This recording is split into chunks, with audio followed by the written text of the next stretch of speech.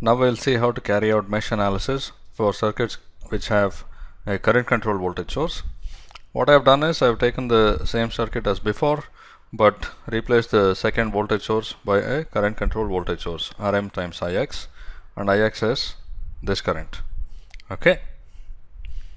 Now clearly this control voltage source is in the second mesh, and it's going to affect the equation only for the second mesh. Okay. So for the first mesh, the equation is the same as what we had earlier, that is I1 times R11 plus R12 plus R13 minus I2 times R12 minus I3 times R13 equals V1. Okay. Now for the second mesh, the independent voltage source in the second mesh is 0. So on the right hand side we'll just have 0. On the left hand side, if I ignore the control source, okay, I will have I2 times R12 plus R22 plus R23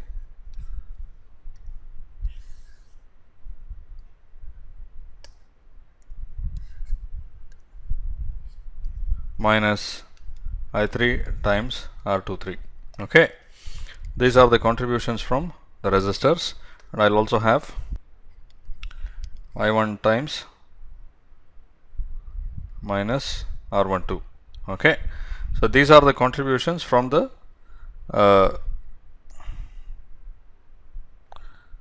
resistors in the second mesh.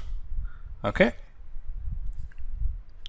so this is what I have, but this is not complete because I have to also additionally take this voltage drop, which is Rm times Ix. Okay, so on the left hand side I'll have plus Rm times Ix. Now Ix, I don't want to use another variable here. I know that this Ix here in this branch equals I1 minus I3. Okay, so instead of Ix, we have Ix to be I1 minus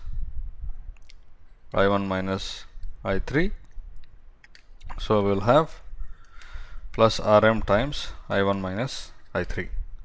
So if I rearrange it while grouping the current variables, I have I1 minus R12 plus Rm plus I2 times R12 plus R22 plus R23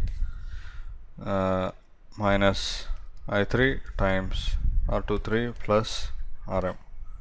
Okay, so this is what I'll have, and you see that this Rm, because Ix is here and Ix equals I1 minus I3, Rm adds to the coefficient of I1 and subtracts from the coefficient of I3. Okay, and for mesh number 3 nothing has changed. I just have I1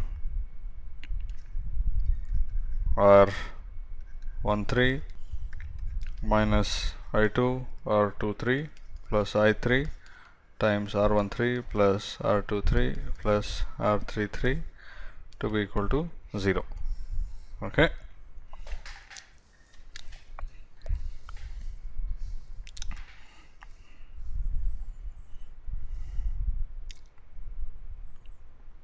So if I put this in matrix form, I'll have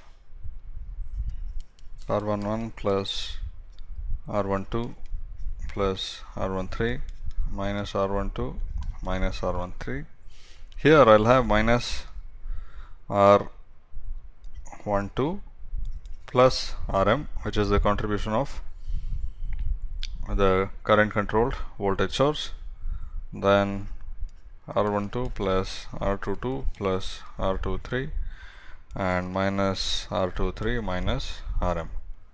Okay, and the third one is the same as before, minus R13 minus R23 R13 plus R23 plus R33